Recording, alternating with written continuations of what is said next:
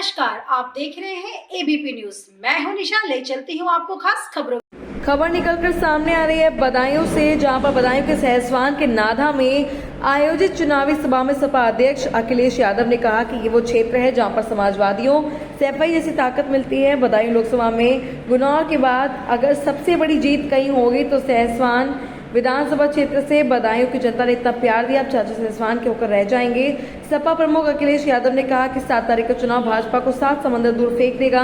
ये तीसरा चरण उनका सफाया करने जा रहा है। किसानों की जमीन छीन लेना चाहते थे नरेंद्र मोदी पर निशाना साधते हुए कहा कि 2014 में कहा था कि मुझे प्रधानमंत्री मत समझना, मुझे चौकीदार समझना, जबकि आज किसान अपने खेत में सिर्फ चौकीदार बनकर रह गया है।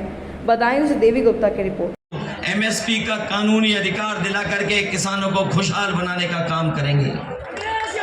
ये लोग जो विकसित यात्रा कर रहे थे, गांव-गांव जाकर के अपनी पार्टी का प्रचार कर रहे थे, हाँ, हमारे प्रधान और गांव के रहने वाले लोग जानते होंगे, अगर प्रधानों ने सहयोग न किया होता तो इनकी विकसित यात्रा भी गांव नहीं पहुंच पाती। विकसित यात्रा यह हमारा तभी विकसित उसकी पैदावार सही कीमत मिले। सरकार अगर पैदावार कीमत नहीं देना चाहती तो उन्होंने भी मन बना लिया है कि इनको बोर्ड से हटा करके इन सरकारों को बाहर करने का काम यही किसानों गरीब करेंगे। केवल एक धोखा नहीं, जो लोग जानकार होंगे वो जानते होंगे, इन्होंने किसानों से वादा किया था कि उनकी भी मदद की जाएगी, कर्ज माफ किया जाएगा। बड़े बड़े उद्योगपतियों का तो कर्ज माफ कर दिया, लेकिन हमारे किसानों का कर्ज माफ नहीं किया। जिस समय कर्ज करने का सरकार ने उद्योगपतियों सरकार की उद्योगपतियों का, बड़े लोगों का 5 करोड़ से ऊपर बैंकों से कर्ज है, उन्हीं का कर्ज माफ होगा। हमारा किसान मायूस रह गया, क्योंकि किसान का कर्ज करोड़ों में नहीं है, लाखों में है। हम अपने किसान भाइयों को और गांव के रहने वालों को भरोसा दिलाना जा रहे हैं, इंडिया गठबंधन समाजवादी सरकार बनेगी तो आपका भी कर्ज पूरा का पूरा माफ होगा। अगर उद्योगपतियों का माफ हो सकता है तो हमारे किसानों का कर्ज क्यों नहीं माफ होगा। मैं देख रहा हूं कि कभी कभी कुछ नौजवान ये अहीर रेजिमेंट की भी पत्ती ऊपर कर देते हैं। मुझे याद है 2019 का चुनाव, हमने कहा कि अकेली अहीर रेजिमेंट नहीं बनेगी, इसके साथ साथ गुजरात की भी रेजिमेंट बनेगी। अगर आप और हम लोग फौज में जाकर के देश की सेवा करना चाहते हैं तो और प्रदेश के लोग भी आए और सेवा करें। लेकिन जो लोग